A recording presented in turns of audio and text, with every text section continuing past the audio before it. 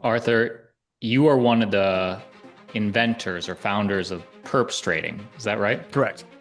Some may call you the godfather of perps trading. You ever heard that?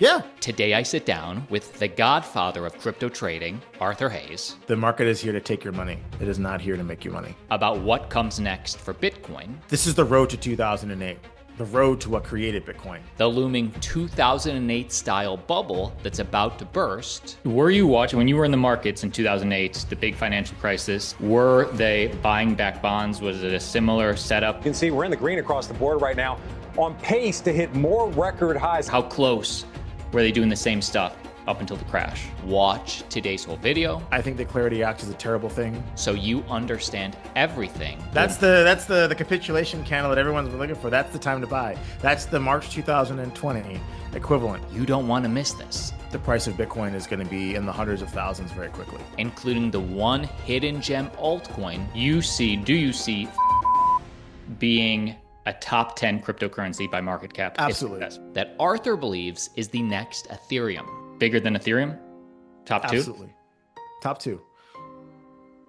And Has if to you be. click subscribe so you never miss conversations like this. And let's start. Arthur, you started your career as a trader in Citigroup, correct?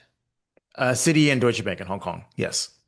As a guy that comes from the traditional world, what do you think all these traditional players think the headline right now for crypto is? They look at the crypto market in 2026. What are they thinking? Debt sustainability. I think that's the new word that everyone on, TradFi is talking about. The $40 trillion in US debt, the interest payments, the issues with a lot of other large government debt markets, and they're worrying, are these bonds that I hold going to be worth anything in 5 years? Is inflation going to rip? Do I hold the right assets? And I think obviously that was underscored today in the move after U.S. Treasury Secretary Buffalo Bill Bessent initiated the buyback operation, or at least doubled the authorized buyback amount for the long end of the Treasury curve. So it all feeds into this sort of fear of, oh my God, I own all these government bonds. They've massively underperformed every other asset. Why am I holding these things? And guess what? The US government continues to prove time and time again that you can't actually sell these things when you need to, right? So any country that wants to sell these in size, they say, oh, hold on a second. Let's, do the FEMA repo facility. Let's do this, let's do that. Oh, you're not a great ally. Oh, whatever, right? And so you hold this asset that's supposed to be your savings as a nation for the trade that you've done, as opposed to holding oil or gold or fertilizer or whatever. And then when it comes time to realize that, to do something for your nation or for whatever reason you want, doesn't really matter. The authorities in the US are like, no, you can't sell. Let's just figure out another way to let you get out of this position if you're a friend of ours. So what do they think of crypto? Like they're so worried about the debt and the bonds that crypto's not even on their radar. No, I think crypto is just one of the release valves. It's the purest release valve of central bank money printing. And so as the fear starts to build that the US is going to engage in some sort of soft or explicit yield curve control, Bitcoin price, crypto asset prices, that's the relief valve. And you saw that spring in action overnight after this announcement, which, I think they only doubled it to something like 20 billion, 40, but whatever the amount is. It's not like insane. 2 to 4. Yeah, it's not like crazy amounts of money. Or but 20 it's to a 40. signal. Forget it. Yeah, it's a signal. It's like, oh, the Treasury yield the 10-year got to like 4.75, looking like it's going to go to 5, and if maybe in a few weeks, that obviously spooked them, and all of a sudden they roll out, oh, we're doubling this like Operation Twist. And guess what? The Federal Reserve, because my buddy runs at Warsh, they're not going to raise rates, even though they should be raising rates, given the inflation data, the economic growth in the United States, and the fact that the 2-year yield is trading 50 to 60 basis points above effective Fed funds. They should be raising rates, period, end of sentence. But they're not. Why? Because the Treasury needs to issue all these short end bills to do all this funky stuff with the market, because no one wants to own this debt anymore at the margin. So the Fed should be raising rates. They just can't because the US is horribly in debt. The US Treasury, on the day we're recording, announced They're doubling the buybacks. For somebody who's just got into Bitcoin in the last year or two, and they don't even, they're still trying to understand macro. Simply put, what does debt buybacks mean for them? It means more liquidity, more units of fiat chasing a finite amount of goods, Bitcoin being one of those goods, number go up. This is the road to 2008, the road to what created Bitcoin. And so that is what you're here for. This is the exact moment why you want to own Bitcoin is when everyone realizes, oh, this US government bond is not worth anything. I can't buy anything real with it. I can't even like trade this market because it's such a manipulated market. I need a real store of value. I need something that really is going to respond positively to a lot more dollars chasing scarce goods. That's Bitcoin. That was the story in 2009 when it was created. That's been the story ever since. Obviously, it ebbs and flows with the liquidity cycle. But if you want to talk about an acute moment where the world says the emperor has no clothes, the largest sovereign debt market in the world, if people are actually worried that yield curve control is coming, the price of Bitcoin is going to be in the hundreds of thousands very quickly. Were you watching when you were in the markets in 2008, the big financial crisis? Were they buying back bonds? Was it a similar setup the year before, 2 years before? How close were they doing the same stuff up until the crash? So obviously, the first thing that they did was they bailed out Bear Stearns. Not bailed out, but they allowed Jamie Dimon to buy Bear Stearns for $2 to give him a bunch of loans. It was a sweetheart deal for JP Morgan. That was like the first tell. Then they thought that they liked free markets and Lehman failed. They figured out they don't like free markets. And then you saw all the major bank CEOs get on the shitty Amtrak train and like these guys ever take the train. No, they were taking the public's money, so they had to like they actually gave a so they got on the train, they went down to Washington, got on their knees, sucked some and got $700 billion, right? And then people were like, what the how is it that the Goldman banker gets his bonus and my house gets foreclosed on because I didn't pay? They didn't pay either. Why did Goldman get bailed out and the AIG get bailed out and like why all these guys get paid and I lost my house? That's Bitcoin. That is the start of Bitcoin was this. I believe obviously I don't know Satoshi, so who knows? But if you read the rhetoric in the white paper and the time in which it was released, I think that the release of Bitcoin, one of the proximate causes was that the U.S. defaulted on its obligation to maintain a sound currency in the bailout in the aftermath of the 2008 crisis. So, what other liquidity strings do they have in their arsenal, their toolbox to pull? And what comes next, 2026, 2027, beyond? So obviously the big thing that Besson teased was this FEMA repo. So if you think about it, there's all these foreign governments around the world, Japan being the most prescient right now, not prescient, but the one we care about. And they own something like, I don't know, $1 trillion worth of treasuries. They need a stronger currency. They need capital back home in Japan to help them remilitarize, to, handle goodies to their population who's suffering from inflation. And they've indicated that, hey, we're going to change the policy where we're going to encourage the corporate sector, the, private sector and government and quasi-government entities to sell foreign assets, which means U.S. stocks and bonds, and sell those dollars, buy yen, bring the yen back home in Japan, and let's build a better Japan. You could say the same thing about the EU and Germany and a lot of other places around. They need to spend money, whether it's on the military or different social programs, and all the assets that they own are sitting in U.S. financial markets in aggregate. And so they have to sell them. But the U.S. can't have the largest buyers turn to largest sellers. That would destroy the markets. The only reason why the U.S. outperformed so much was all these countries were buying this stuff for the past 20, 30 years. And if that flow reverses, then it's, watch out below for the treasury market, for the stock market. And that can't happen. So that's why they rolled out this, not a threat, but hey guys, we need to up the counterparty limit to, no limit on this FEMA repo facility. So if you want to sell your treasury debt security, don't do that. Come to the Fed. The Fed will print some money, give you the dollars, and then we keep rolling this loan. You take those dollars, you go in the FX markets, you sell the dollar, you buy your own currency. Now, the US government wants the US dollar weaker. and so does the rest of the world. This is a way to do it where it doesn't blow back on the US financial markets. The release valve is the balance sheet of the Federal Reserve. And I think this is probably the biggest tell, even more so than these buybacks. But right now, they can't do it yet. It requires Warsh, John Williams, and Jefferson of the Fed to agree to do it and some sort of backroom deal. They'll do it. They'll get there eventually. I think maybe they'll announce it at Jackson Hole in a few weeks in Wyoming. But at the end of the day, Besson has told us where we're going with this. It's unlimited Fed money printing to absorb the potential sales of treasuries and other U.S. assets. And that is going to expand the balance sheet. That is the big story, I think. The buybacks is just sort of an indication that we know where their pain threshold is. It's around 5% on the 10-year. And if it looks like that is going to be breached anytime soon, they're going to keep going down this road until we get to explicit yield curve control. Arthur, you are one of the inventors or founders of perps trading. Is that right? Correct. Some may call you the godfather of perps trading. You ever heard that? Yeah, I thank you. Hey, it's the internet, not me, but the Yeah. audience feels it.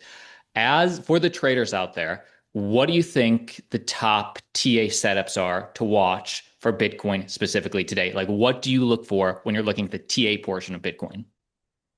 Honestly, I don't really look at TA that much. There's this guy I follow named Milton Berg, and he does TA on equity markets. And right now, Bitcoin is a follower of equity markets, US equity markets. And so if the US equity story is going to break down because everybody holds the same things on the margin, when people get margin call, they sell what they can, right? Bitcoin's a liquid asset, you sell it. And so I monitor that in terms of when this guy's buying, when this guy's selling. Do I have a particular TA setup on Bitcoin? No. I mean, I think, 60,000 is a big level. Obviously, 100,000 is a big level. The previous all-time high, 125 or 26,000, that's a big level. But like in between, I'm not really in the weeds trying to trade this stuff. It's not really my style. Couldn't we say, and I don't want to put words in your mouth, correct me if I'm wrong, couldn't we say the 200-week moving average for any asset with product market fit, one of the most important technical indicators to look at? Maybe. I don't know. I could tell you that. I never look at it. So Okay. I I don't thought trade on technicals. I'm more of a vibes. big picture story vibes. I love vibes because at the end of the day, we all have to tell ourselves an internal story about why we're buying and why we're selling. Now, hopefully the liquidity story matches up with a vibe story or a trending vibe story because you don't want to invest when the vibe is super strong. You want to invest when it's like just bubbling up from the surface. And then I want to see an asset that's unloved. This is why I love Ethereum. And I think that it's going to outperform in this sort of liquidity rally of crypto versus any other major cap crypto. Go on. Let's talk about that because it seems to me that if you had to pick another altcoin, every signal to me seems like Ethereum still has at least another cycle, if not a lifetime, or if not a decade in front of it, because Robinhood's tokenizing, they have their chain on Ethereum. It has the most stable coins. Stable coins is clearly a trend. Narrative wise, it still seems like nobody ever got fired from buying Ethereum. I mean, yeah, the Robinhood RWA narrative is a good one. I mean, obviously, the actual amount of gas fees going to the base layer is de minimis, but that's not the point. It's all about narrative. And it has not eclipsed its 2021 all-time high of 5,000, whereas pretty much every other major mega cap crypto has in this past cycle. So it's behind, and that's why I like it. And again, it's not going to zero immediately.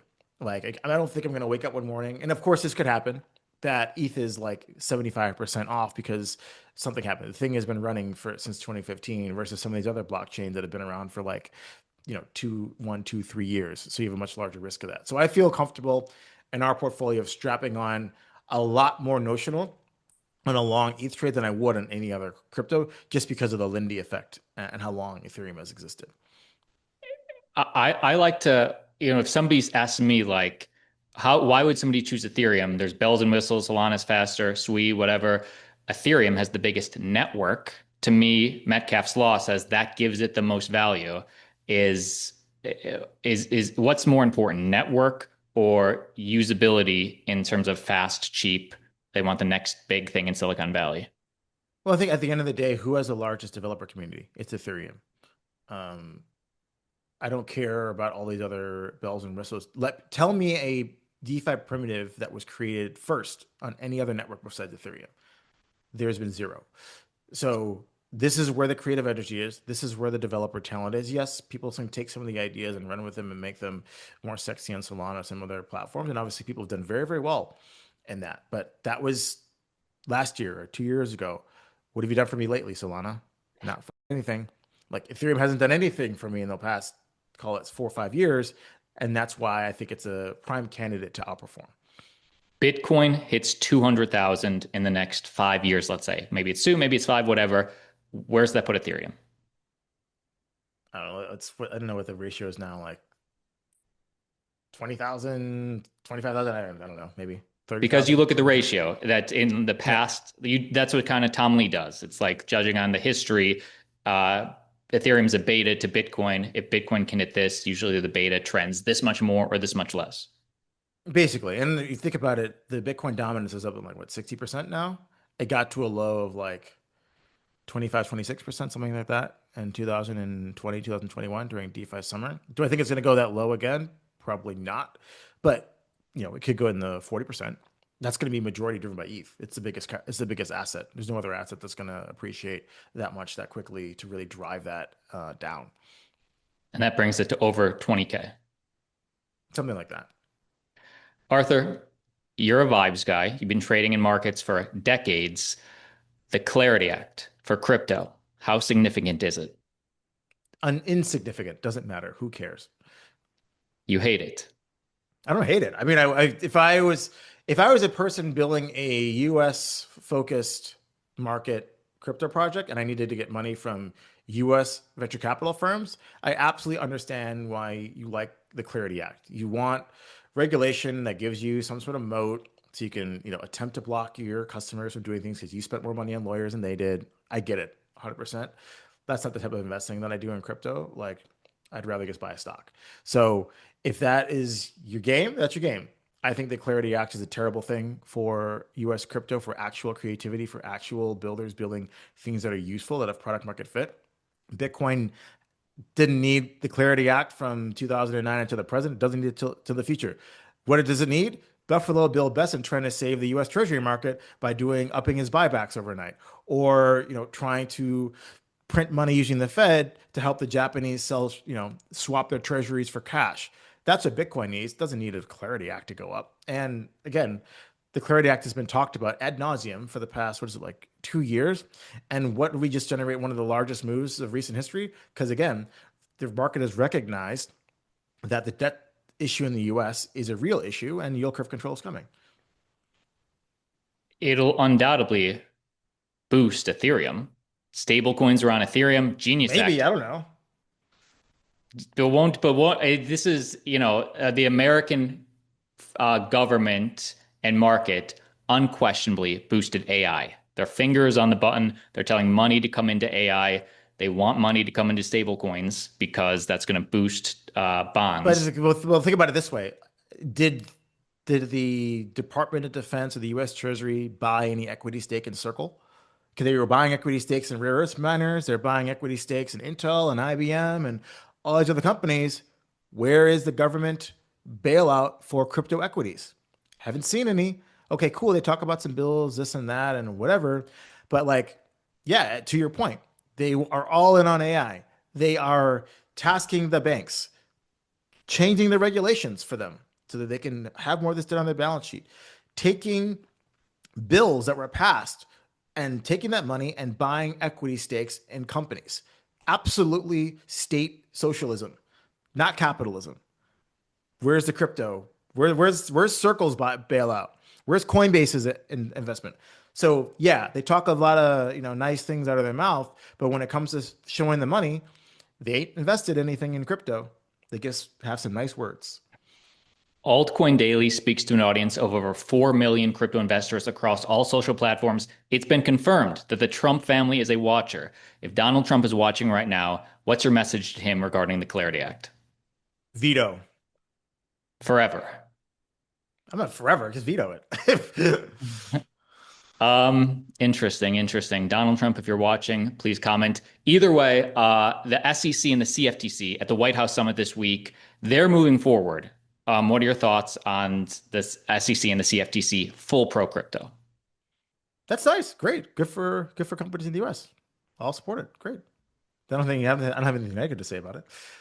Now, Arthur, I know you have a project that you're launching that's, I guess, more global. We're going to talk about it. But first, before we get to that, let's just play a little game. And I want you to be real with these questions. Like, what would cause this? And what do you do next? Or what does the market do next? If Bitcoin drops to $35,000 tomorrow, what caused it? What does the market do next? Michael Saylor blew up and had to sell all his Bitcoin in one go. That caused it. Is that put us in a multi 8 year long bear market? Or does that get us No, closer? No, we just maybe that's the capitulation and that brings us closer to the bull that's market. the capitulation candle that everyone's been looking for. That's the time to buy. That's the March 2020 equivalent. And guess what? They're printed for money. And so, yeah, maybe there's a slight dislocation. You buy the of that dip. Bitcoin hits $120,000 tomorrow. What caused it and how does the market react? The Fed decided to uncap the counterparty limit on the FEMA repo facility. And then what happens next? It goes to 500,000 very quickly. Because everybody is under allocated. Correct. And now it's going through its all-time high, so it's okay to buy it again. It's a momentum play. And then those are the two extremes. Realistically, where do you think Bitcoin is by the end of this year? Um, 126,000 past all-time high. It's big.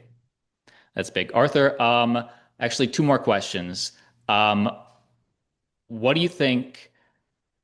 What keeps you up at night? Like you're a guy that has no fear. You're a long-term investor, but if you had to name one thing that keeps you up at night from having your prime, one of your main positions in crypto, what is that?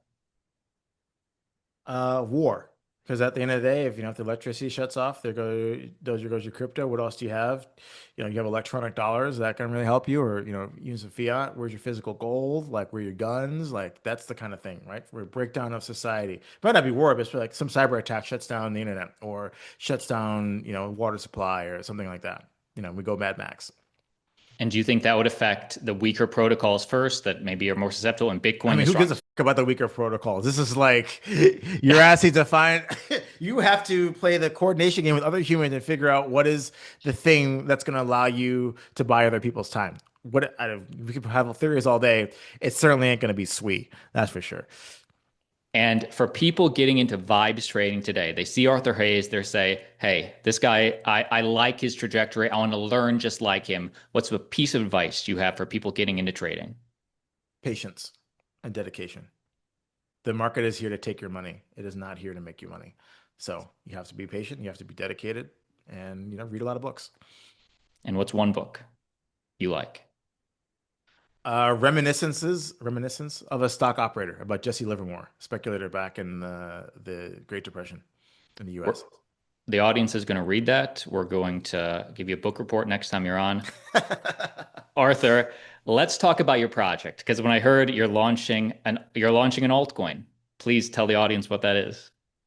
So it's called the Flop Network, and Flop harks back to floating point operations per unit of time, compute, as I like to refer to it. And essentially, the thesis was this: like one day, I was like, "What's the value of a token?" I'm paying all this money for these AI chatbots, and they claim they charge me in tokens. Like, what is a token? And I couldn't find a standard definition. Every model has a different definition of what a token represents in terms of the data structure. So, okay, well, maybe that's the wrong question. Because I know that whenever you process tokens, you're essentially telling a computer to do some work. And the computer's work is floating point operations per unit of time, flops. So my next question was, okay, well, is there a globally unified market where I can say, find out what the price of flop is per any currency? So I'm doing some searching, and I couldn't really find a market where I could say dollar, yen, Bitcoin, stablecoin, whatever, right? Hey, I want to buy some flops in a verified fashion on the computer. And, that's interesting. So there's not a way for me to convert directly some unit of currency, whatever that is, directly into compute.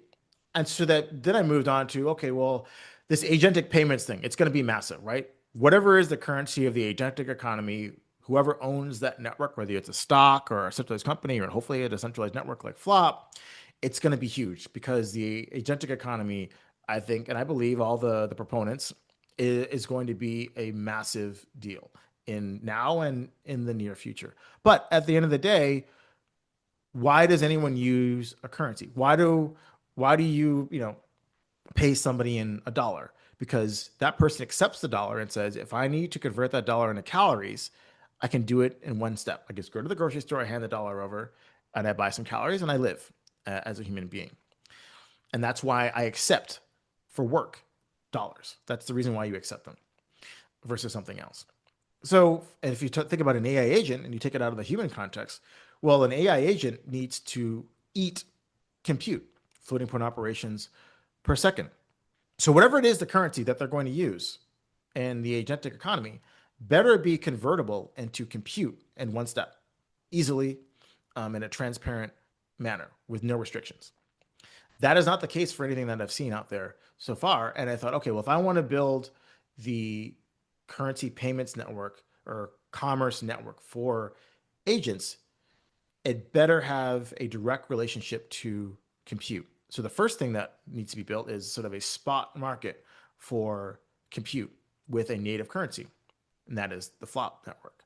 And so we create proof of useful inference where miners do tasks denominated in flops for this currency that we created out of thin air, just like Bitcoin, right? And we have to endeavor to get agents to use this currency in agentic commerce and also to store their memories, to store their essence of being something that, our memories are what gives us consciousness. And so there needs to be a way for agents in a decentralized manner to store their context window, to store their memories in a way in which they can access them whenever they want without anyone else having to give them permission. And so when you have the AI food plus the AI memory combined, you have a reason why you should hold this currency and use it in commerce. And that is the bet that we're making with the Flop network. Now, obviously, that's great. How do you start a network where you have nobody, some zero? Well, we created this magical thing called a token. Now, I know it has a bad word to a lot of people because I think a lot of teams misuse the power of tokens. They just do a massive pre-sale, they stuff their pockets, they have some nice parties, and then the token launches, goes on 99%, and oops, guess what? The number of commits in the GitHub go to zero, right? We can pick the name of your project. I'm sure your users have lots of them. Tale as old as time in crypto. Exactly. But the number one OG crypto, Bitcoin, didn't do it like that. You got Bitcoin by participating. You participated as a miner who provided electricity and power to the network and got this currency. Now, obviously, it took a while for Bitcoin to generate enough currency and product market fit to get the flywheel running. And this agentic currency, it's going to be decided soon what that is. So we can't wait that long. So we can't just be like, oh yeah, we're going to have some per block emission and that's going to be it. And we wait 5 years and hopefully this thing is worth something. No. Again, we have this magical thing called a token. If we give it to people, they do the things we want. So we're doing a massive airdrop. No, you cannot buy Flop. We will give you Flop for doing things that help the network. We will give you Flop as miners for standing up machines and proving that our tech works in a tested environment. We will give you Flop to agents for free. Try it out. I don't give you a fuck if you run Hello World 50 trillion times on this testnet. It's real compute that you can use. Integrate Flop into your harness, integrate it into your workflow, understand what you can use it for as either a human who's orchestrating agents or an agent doing things of their own volition. We're going to give it to you. And then the hope is by the time mainnet comes around, when there's a real market value for this currency, you're going to want to use it because you have it already. And so that is sort of the tokenomics at a high level. We haven't published the white paper yet, but that's the ethos that we're going for. And as a speculator, this is, and I believe this, one of the only opportunities for you to help build the next generation network for the next life form in this universe that we know of and be able to get in at the price of zero. You know, Elon and Sam and Dario stole all your data, sold it back to you at $2 trillion valuation in an IPO. I'm saying come here, participate, do some useful work, help grow this network, and you can get this currency and earn it through the airdrop. You could buy it as soon as it comes online in the mainnet. There is no sort of like pref stack or VCs that have to get paid before you. And we can all grow this as a community. We either succeed or fail together. And that's how I wanted to structure this because that's the only way it can work. That's the only way you can beat, a centralized system that can pay people in stock at, nonsensical valuations. And so that's sort of the flop network and what we're trying to do in a nutshell. Just so I'm clear on the problem that this solves, right now, if you want to use Claude or an LLM or AI, you need to buy compute, and that's in the form of Yes. tokens. Correct. And right now, all these different companies or applications, it's not a clear, well, this is worth this much, this is worth this much. There's no marketplace, so you are going to be Correct. the marketplace that you can buy in between all these compute tokens. Well, you can process any type of data you want, but it's going to be denominated in the thing that actually matters, floating point operations per unit of time. And you can put a request out there to the network. Hey, I want to do this much flops. This is the latency. This is the AI model I want you to use. You and the miner connect off chain, process the data. The receipt that actually happened is published to the network into a block, and then people are rewarded accordingly. That is the proof of useful inference blockchain. Who is Flop primarily for? Is it blockchain to companies, blockchain to individual people, blockchain to AI agents? Who will be participating using Flop the most? AI agents. So this is built for the future where AI agents are overpopulate or are much bigger than the human population. Correct. Arthur, when you say airdrop, are you airdropping 5%? Are you airdropping 30%? Are you keeping any tokens? So the airdrop is approximately, and again, this is all subject to change because the reason why we announced it is we want feedback from people. 20% of the 10-year supply, because there's going to be a constant inflation in this because it's a commodity at the base level. This is not a money, if you want to call it that. So we're targeting a 20% of the 10-year supply in an airdrop. How do I get paid? Right. So there's a private company called Flop Labs, and we're taking a small percentage of the block subsidy reward for the first halving. That's 2 years. And after that, it goes to zero. So either we make it big or we don't.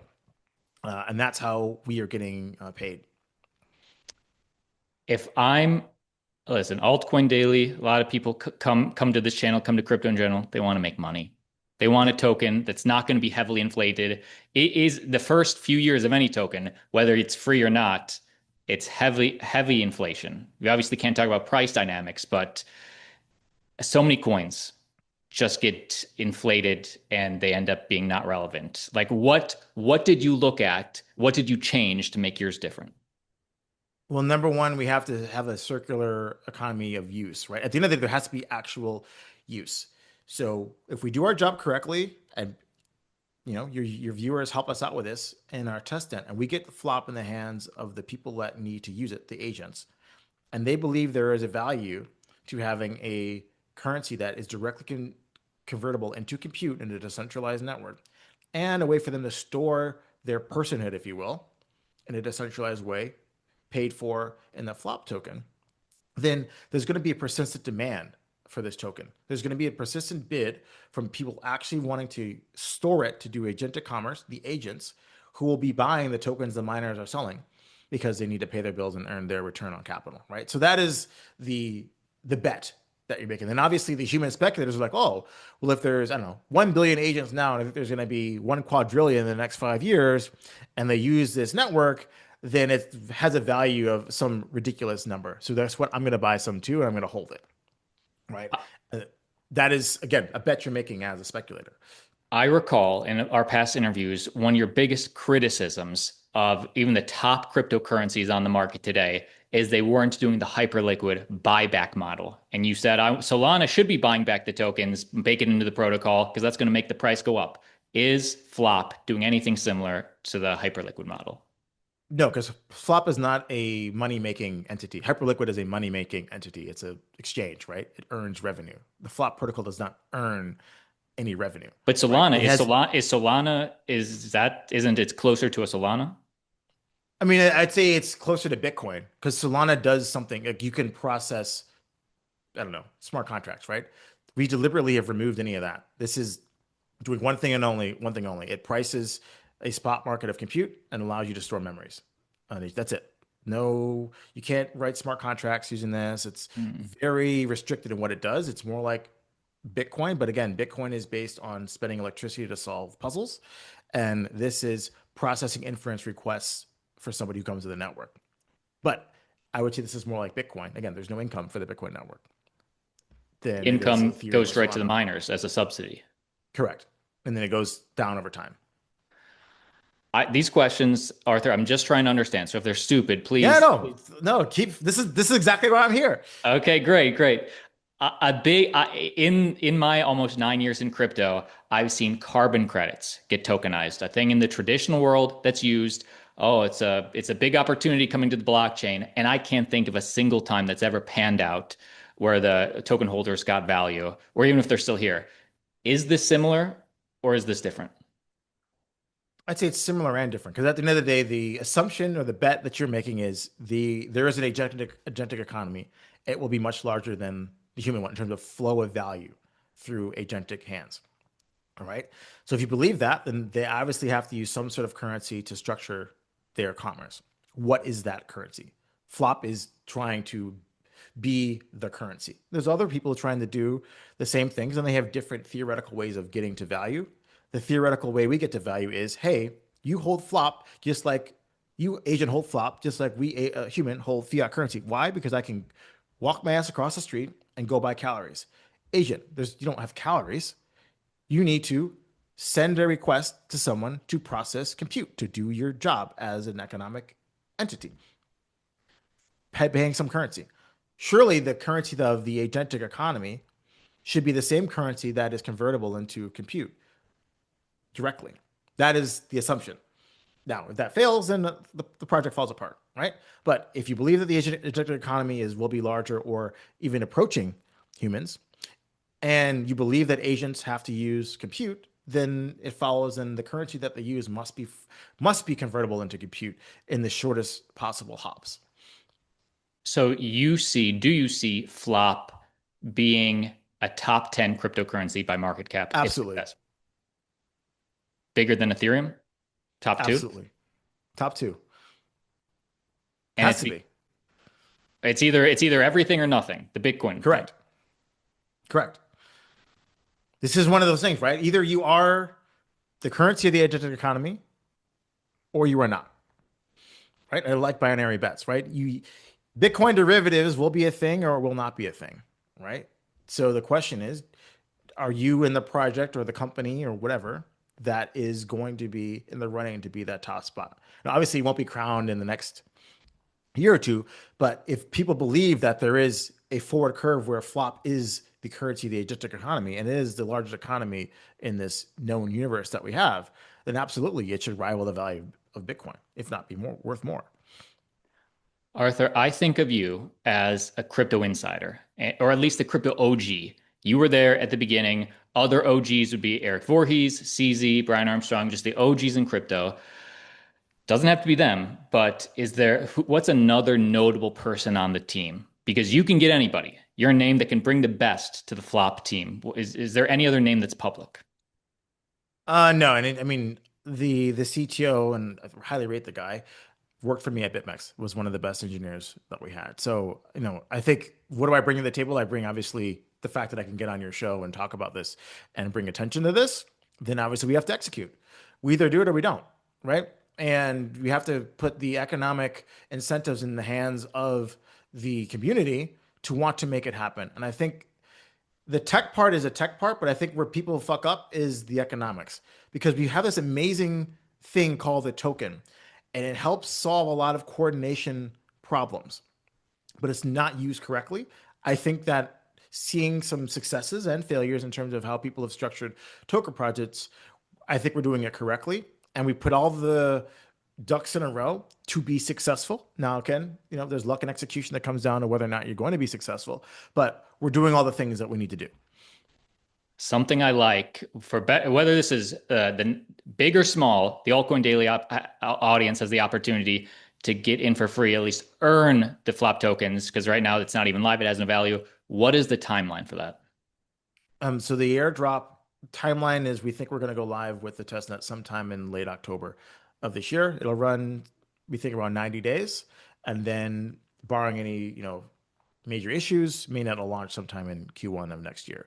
And so like some people have been coming back on me and actually, oh, like I'm not a miner, I'm not a validator, I'm not some KOL. How do I get tokens? Like literally, we are going to allow you to create a wallet, go to a faucet, get some testnet flop, and spend it. If you do not use your testnet flop on the network, it has no value. It will not be considered in the conversion into mainnet. We only want people participating. You cannot buy this token. If anyone says they're selling you, they're scamming you. There will be no tokens for sale. You can buy them in the secondary market when the miners are selling them in next year. But if you want to earn them for free, literally come create a wallet, come use the platform, come and help your agent integrate it, and we will give you tokens that will be converted into mainnet. I think Mark Cuban literally tweeted like a week ago, compute AI compute is going to be the new cryptocurrency. Did you see that? No, I didn't. Is this, I mean, okay, well, does this, I was going to ask, do you think this is what he meant by that? But I mean, the trend is clear. I don't think Um, the idea is novel. There's a lot of people who are saying, I think even Jensen Huang has said, yeah, you're going to be able to pay people in units of compute. The question is, how do you do it? How do you get this? We have a coordination problem. And again, blockchains, decentralized public blockchains with native tokens used properly is how you solve this problem. And again, the reason why it hasn't worked out that well, except for maybe Bitcoin and a few other major projects, is that people didn't use it correctly. They wanted to, get the major investment from pick your brand name VC and have the $500 million raise.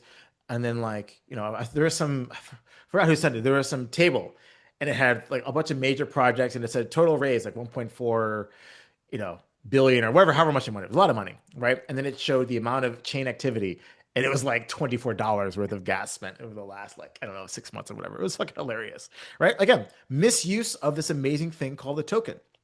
People will do a lot of things to get something of value. Use it instead of just, you know, pre-selling it to some VC who's just going to sit on their ass and do nothing for you. And then what do you know? Tokens down only. Arthur, I want to have you back in 2, 3 months, revisit some of this. I'm sure I'll have much more Absolutely. questions because the airdrop will already be out. You'll have much more, you'll be doing, giving much more content on this. Final thoughts though, for the altcoin daily army. Final thoughts. Please follow flop_labs on X and, continue to read my Substack. I'll be talking about this a lot and hopefully I'll see some of you at Korea Blockchain Week and Token 2049 in Singapore.